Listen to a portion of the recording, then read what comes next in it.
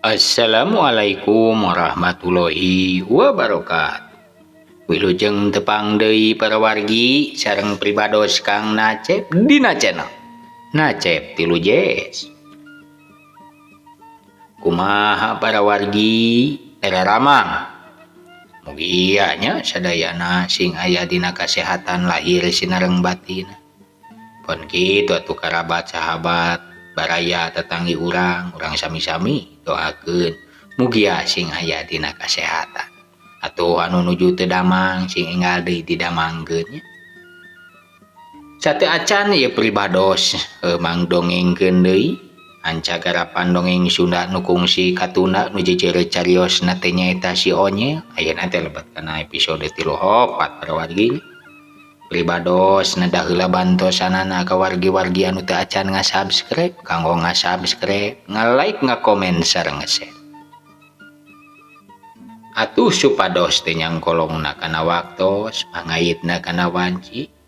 Ieu dongeng si Onyel teh urang teraskeun deui ya kumaha cenah kajucungan caritana ieu si Onyel teh nuju ka katayepannya kamari teh cenah. Ka katayepan di caket bumina bah oge. Kumaha cenah ya katerasanana urang sami-sami bae atuh ngabandungan wilujeng ngadangukeun.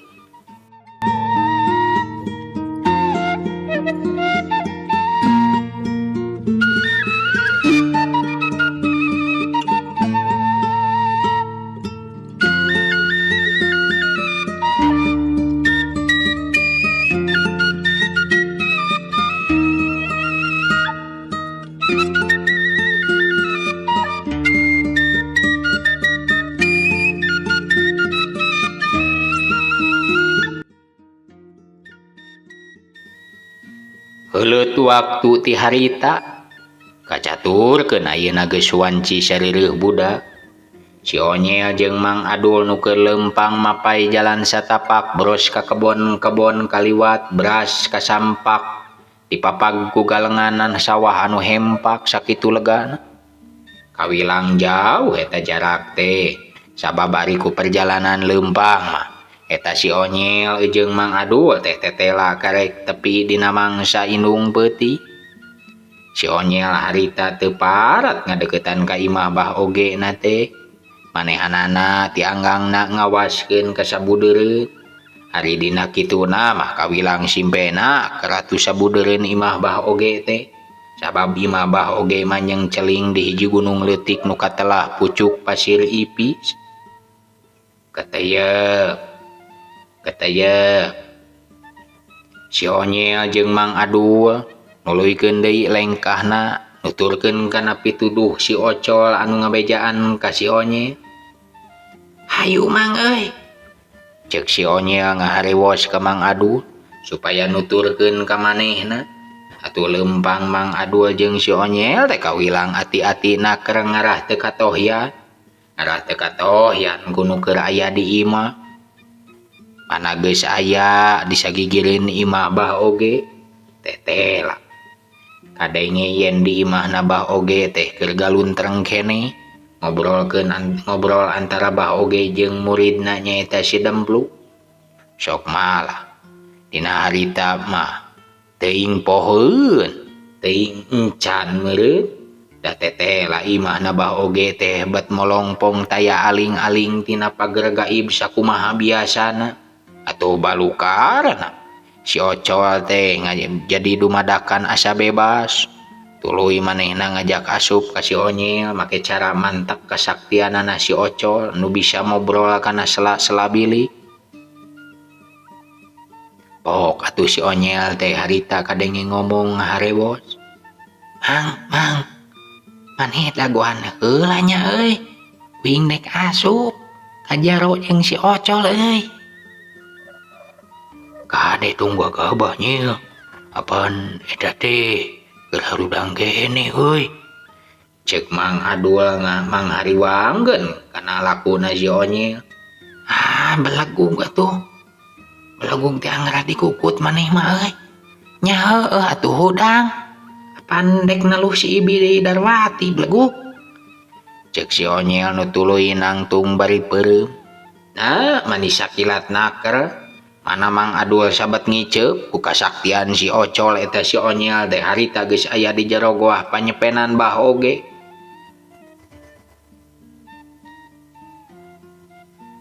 Kumaha geus kieu euy? Cek si Onyel manehanana nanya ka si Ocol. Eta aya pusaka kijing bungkem euy. Tanggalanana eta dukunyel. Kumaneh buru-buru lengkahan 7 kali supaya kewaspadaan eta makhluk anu ngancik dina eta pusaka teh kapangpalerkeun. Tuluy manehanana teh mun di bangsa maneh manyel meureun linglung tajin teh. Tuluy eta dupa anu keur hurung buru-buru pareman ku maneh. Tah anu hijina deui anu can dihurungkeun oge ku maneh. Cokot we piceun. Sabab eta teh keur mantengkeun teluhna ka budak manusia awewena nu saacana heuh dina tengah peuting tadi diala ku ajian samere nyawa panangeuhan si eta dukun. Cek si Ocol nyarita ka si Onyel, manehna mah teu haharebosan da kangaranan atuh makhluk nu lemes nya. Teu cacing saha bae bisa ngadengi. Sok malah dalah bawah oge nu sakitu saktina oge. Sabab si Ocol teh tetela anak raja jin anu mibanda kasakten luar biasa malah teh sakure-sakure jalma bisa nempo jeung ngadengi kana manehna. Mana kitu atuh si Onyel oge teu talangke tuluy ngalaksanakeun sakumaha nu dibejaan ku si Ocol ngan sabat manehna mariman dupa. Meh kabeneran atuh kembang api nu tadi pamere bahu undil teh bet aya dina saku calanana si Onyel. Nya deui hampir sarua pisan panjang dupa jeung kembang api teh. Ngan hari lamun ditilik bari ditenget-tenget mah dina warna ge ku sajorelat atuh tangtu bedana. Hari kembang api mah warnana teh sumu nu hawuk sedengkeun hari dupa mah sumu nu hideung bari seungit gaharuna teh kaang. Kumaha geus kieu naon aya nu kudu kuing dilakukeun? Cek si Onyel ngaharewos deui ka si Ocol. Ayeuna mah urang kaluar euy. Tuluy garewahkeun meh eta teh dukun buru-buru asup. Tuluy urang buru-buru linglungkeun. Cek si Ocol bari gep.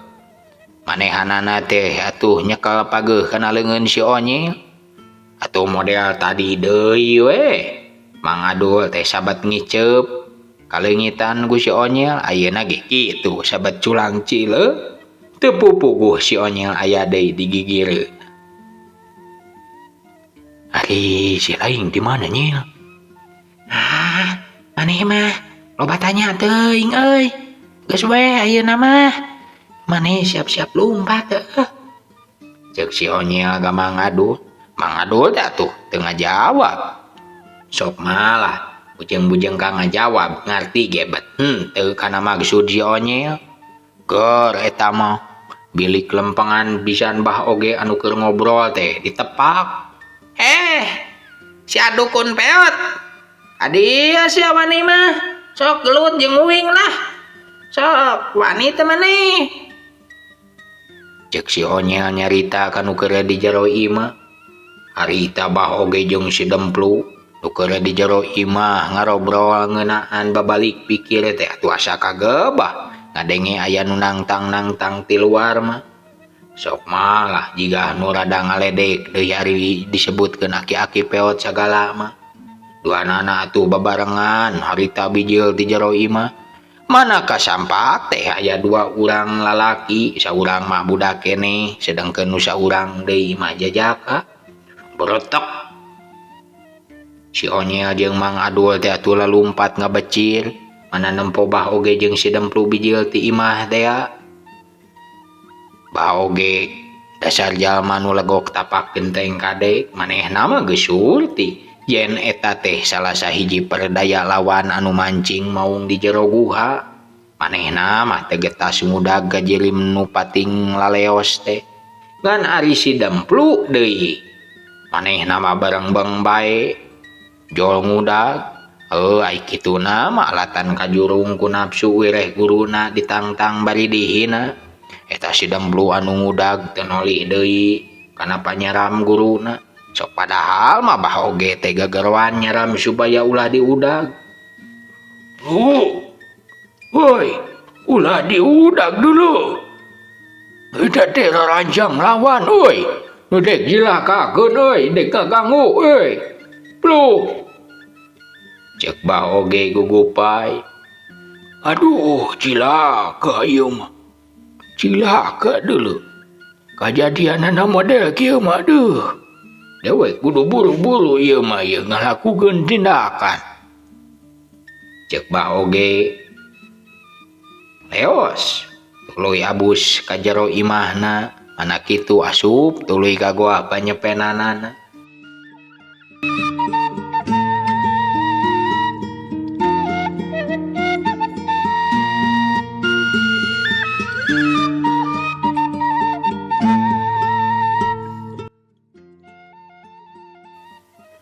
Ayeuna urang susul nasib Mang Adul, urang tunda lampah bah oge nu asup ka goah panyepenanana.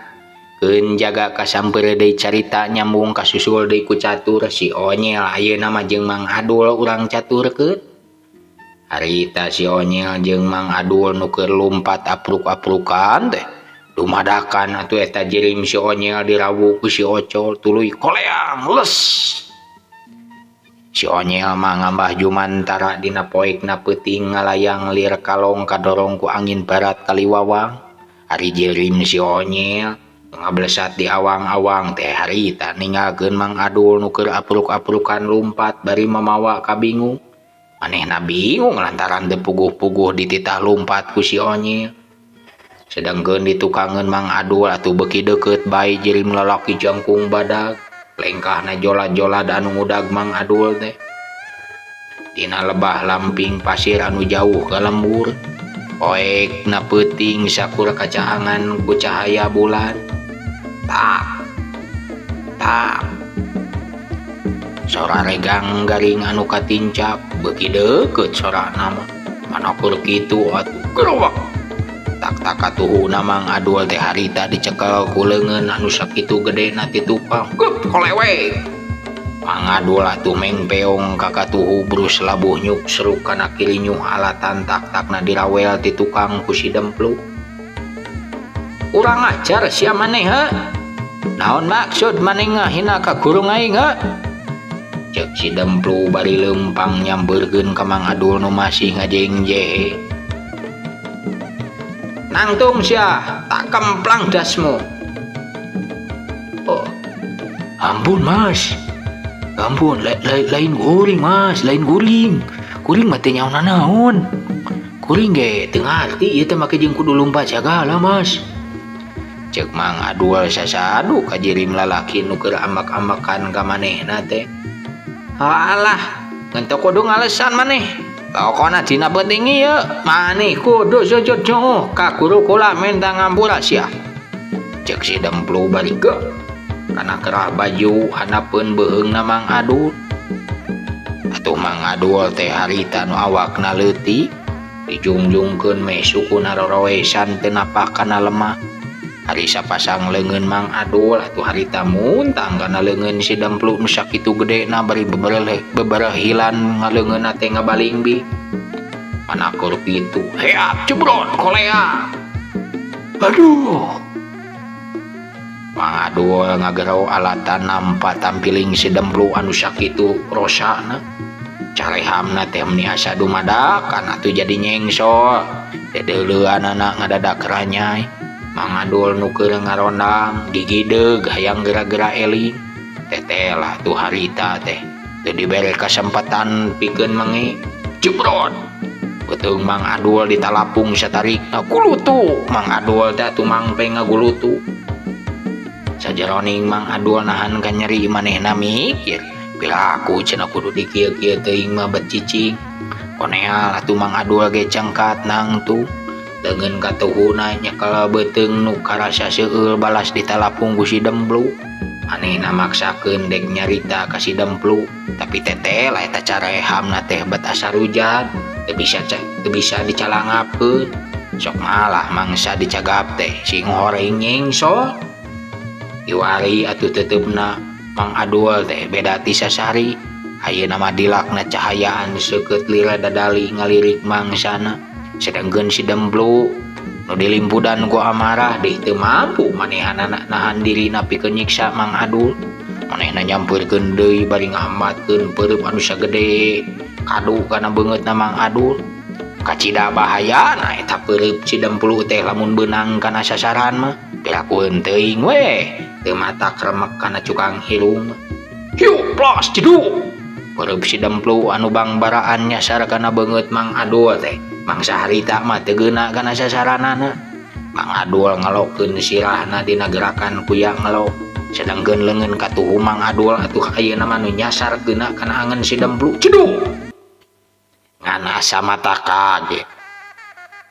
talaku syariat awak si Demplu memang sakitu gedena oge atuh teteh lapan pandengeul Mang Adul teh nu geus digemleng di curug ku Eyang Nurijati tanagana teh lirecai curug caah mun geuna kanu jadi lawan tapi ari bikeun si Demplu mah nah harita teh da teu matak naon-naon hiup deui atuh tuur si Demplu teh dek notog kana angeun Mang Adul dak bareng Mang Adul ge mapag datangna serangan nu jadi lawan teh ku takisan kemar nu jadi sabagian tina ajian dasar gelap ngambar cedak duaan eta kekuatan nu diadu teh dua kekuatan anu diadu teh atuh ngabalukarkeun ka rasa linu pikeun dua urang anu keur adu jajate sabot kitu brod sapasang leungeun anu dikepeulkeun teh ngajebrod gana tonggong Mang Adul gebru Mang Adul teu mampu nyinggahan susulan panarajang anu jadi lawan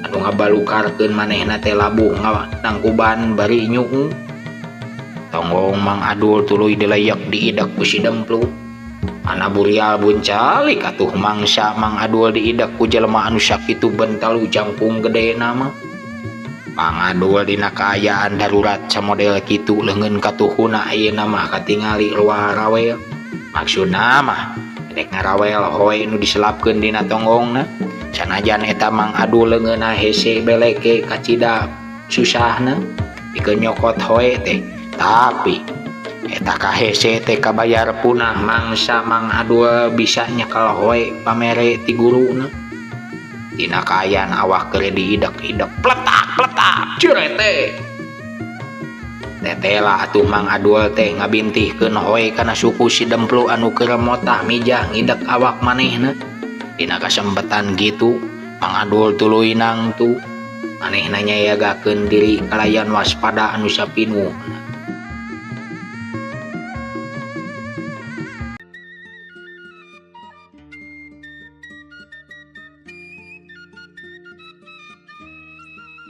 ayeuna urang sampeur deui paoge nu keur digoah panyepenanana manehna keur manekung mantek ajian buruhak dina parukuyan teh katingali huru puruluk menyan samanggung diawurkeun haseupna seungit ka angin-angin sumebar di buana panca tengah manehna atuh nu mimiti nama dek nganggeuskeun ka Darwati ku cara ngirim teluh samere nyawa teh tapi alatan kahariwang kanu jadi muridna nya atuh manehanana teh ayeuna mah jadi mantengkeun heula kanu jadi muridna nu dina waktu harita keur tarung ragot patutunggalan jeung Mang Adul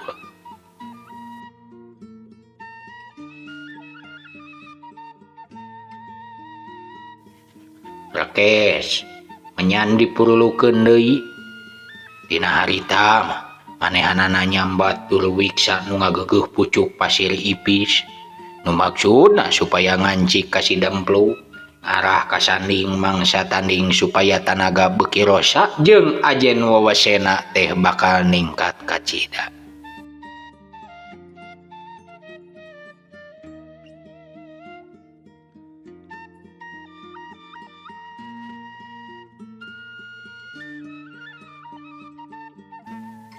ayeuna urang tuluykeun deui carita Mang Adul nu keur gelut ragot jeung si Demplu Mang Adul nu geus sayaga diri dina pasangan jurus Ibun Janari teteh lah geus siap narajang kanu jadi lawan ngan mangsa Mang Adul dek cengkat pisan, manehna dek narajang atuh dumadakan ngaranggo. Mang Adul kaget, mangsa si Demplu matana dumadakan ngagebure jadi urung beureuh. Ari huntuna dumadakan rangeteng manjangan. Sabat ngarongkok, corelat. Eta si Demplu anu geus kasandingan ku Durwiksa ngacorelat ngagabrug ka Mang Adul dina kacepetan gerak nu luar biasa. Untung pisan sakalieun eta mah tuh Mang Adul ge mampu nyingkahan panarajang si Demplu. Cileng manehna luncat ka gigireun bari ngahambatkeun hoe pusaka plak hiung. Mangsa hoe pusaka keuna kana peupeuteuyan si Demplu teh. Tetela ngabalukarkeun sorang ngahiung sakitu tarikna. Sero suku katuhu si Demplu ayeuna mah ngageser ka gigir. Hiu. Leungeun si Demplu dihembatkeun kana sirah Mang Adul. Plos. Mang Adul luncat ka tukang ngeunana si Demplu dina gerakan macan wulu. Hiu pu. Hoe pusaka teh tetela teu lengoh dina tiap gerakan. Tangtu nyasar kanu jadi lawan. Ngan hanjaka. Geus sababaraha kali eta hoe keuna kanu jadi lawan teh. Tetela teu ngabalukarkeun naon-naon. Kajadian mata kaget jeung teu bisa diijir ku Mang Adul. Eta suku katuhu si Demplu sacorelat dikanyadkeun ka tukang. Nejeh kana iga burung Mang Adul. Dah. Wah. Mang Adul ngagero nahan ganyeri. Awakna mangpeng. Aya kana genep lengkahna. Corelat atuh jeureum si Demplu teh nu keur kasandingan ku Durwiksa pucuk pasir ipis dek nincak deui Mang Adul. Harita Mang Adul nu keur teh eling di bumi alam. Corelat. An untung sabat ngacorelat atuh kitu aya cahaya bodas anu nyammer kana jeureum si Demplu. Atuh balukar. Eta si Demplu pepeta ukbek tepuguh tarung jeung cahaya bodas anu teuing ti mana eta cahaya datangna. Aya kana sajongjonan eta si Demplu tarung jeung cahaya bodas. Beuki lila cahaya teh beuki ilang sirana tandaning kadese ku kamampuan si Demplu. Teu mampu ngungkulan kekuatan si Demplu anu keur kasandingan ku Durwiksa ti pucuk pasir ipis. Ngan dina kasempetan nu hade eta cahaya bodas teh nu teu pati ngemprai deui sinarana bisa nyimutan awak Mang Adul tuluy kolea. Awak Mang Adul teh atuh ayeuna mah dibawa ka awang-awang. Awainit ilim lalaki nu keur kapaehan alatan kaganasan si Demplu nu kasandingan ku Durwiksa pucuk pasir ipis. Bareng jeung leungitna cahaya nu mawa Mang Adul, si Demplu ge harita ngudumadakan ngarumpuyuk tuluy diuk jiga nu geus nandangan kacape nu luar biasa. Mana kesang luut leet manis gede-gede cingir. Manehna teu inget kajadian naon nu geus kaalaman. Ngan ingat teh atuh cenah manehna teh keur ngudag-ngudag jelema anu ngahina ka guruna. Konea si Demplu mecakanang tu rumpuyu diuk deui. Tetela tuh suku si Demplu anu digitiku oe pusaka teh. Mangsa manehna saacan kasandingan ku Durwiksa nya ngabalukarkeun tulang si Demplu remag. Manehna ayeuna mah rumpa-rampa neangan kaya tawadahan nu bisa dipake itu. Meh kabeneran pisan deh. Aya regang gede atawa dahan gede tina tanggal kaliandra sagede pigulang nu ngagolera di gigireunana. Eta tanggal teh rung kadalatan tadi kadupak mangsa tarung jeung Mang Adul. Kadawa eta iteuk teh dicokot tuluy manehna leumpang ingkleud awak gede teh leumpangna ingkleud-ingkleudan bari ditahan ku iteuk tina tangkal kaliandra.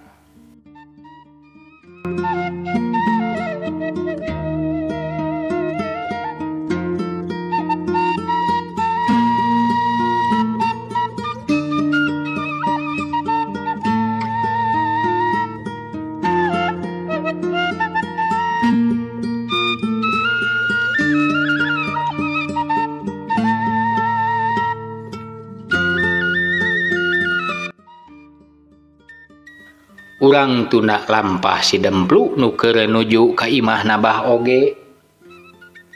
Ayeuna urang caturkeun di imah Ambu Oda.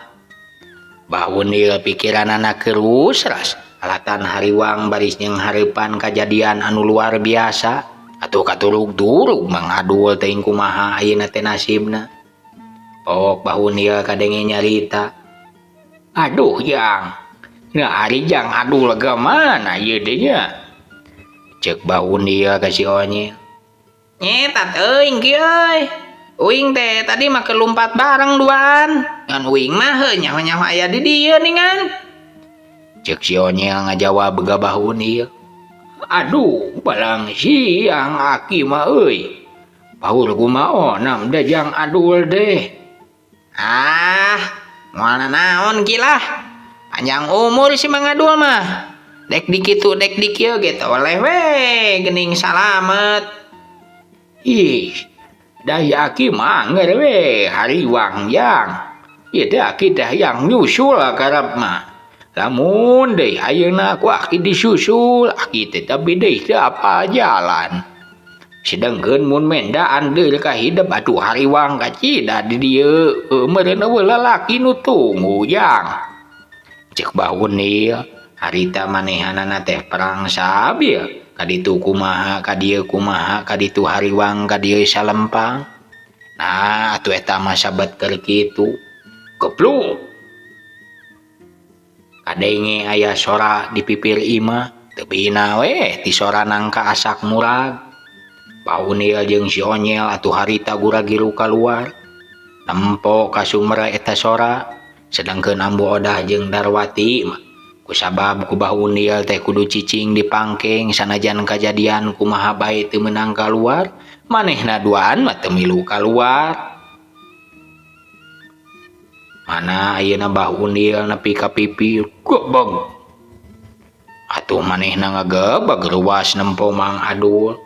Harita carehamna teh geuning nyengsol. Tina sela biwirna deui remes getih beureum hirup. Mana getihna teh harita geus ngalukrah kana lemah. Si Onyil ge pon kitu deui. Manehna mah komo atuh ruasna teh kudua ku tilu. Nempo Mang Adul nu sakitu ngajepepeng kapiuhan teh parna kacida dina kaayaan anu tatu luar biasa. Katurug-turug atuh deui jirim si Ocol ge katingali nandangan luka nu luar biasa. Geus kitu maregeyeng. Mang Adul mah dipangku ku Baunil tuluy dibawa asup ka imah. Sedengkeun si Ocol manu harita geus tatuparna manehna teh nyarita heula ka si Onyil. "Bahaya Nyil. Tetela eta dukun dedek anggeus-angeusan perang dina peuting ieu." Ceuk si Ocol nu kiwari jirimna les-lesan ampir ngaleungit. Pon kitu deui sorana ayeuna mah jadi dumareuda. "Tuluy kumaha atuh geus kieu euy?" Ceuk si Onyil nanya ka si Ocol. "Uing dek satekah polah nanean nu bakal nyasar ka ieu patempatan. Ngantang tuna moal kajaga sapinuhna. Wayahna Nyil eta pusaka. Pusaka teh budak manusia aki-aki teh gunakeun pikeun ngunggulan ieu kajadian. Pon kitu deui keur ngubaran eta bieu anak manusia nu cilaka. Ubaran weh ku cai nu samemehna diasupkeun heula kana eta cupu." Ceuk si Ocol nyarita ka si Onyil. Si Onyil ge atuh harita mana ngadenge omongan si Ocol kitu teh gura-giru leos. Manehna langsung asup gura-giru ka jero imah. Sabab harita teh waktosna seep parawargi euleuh. Meni dugikeun ka peura kieu nya pribados ge deui. Tuh, geuning Mang dongengkeun sakieu teh peura pribados mah nya. Mudah-mudahan we parawargi biasa ngamaklum kana katitiasaan sareng kakirangan pribadosnya. Oge atuh muga wargi ngahapunten kana kaluputan kalepatan pribados tina langkung saur bahe carek dicaletot omong ti Soledatna basa. Mudah-mudahan para wargi sadayana ngahapunten. Sateu acan pribados amit mundur amit mungkur, pribados ngaturkeun rebu nuhun ka wargi-wargi anu parantos subscribe, anu parantos like, komen sareng share. Sakitu bae ieu dongeng si Onyel dina episode ka-34 insyaallah engke diteraskeun kana episode 35 barawarginya can tamat tebih kene can kapendak cenah saha anu nyulik si Onyel ge nya. Itu sakitu bae tiasa kasangakeun. Wassalamualaikum warahmatullahi wabarakatuh.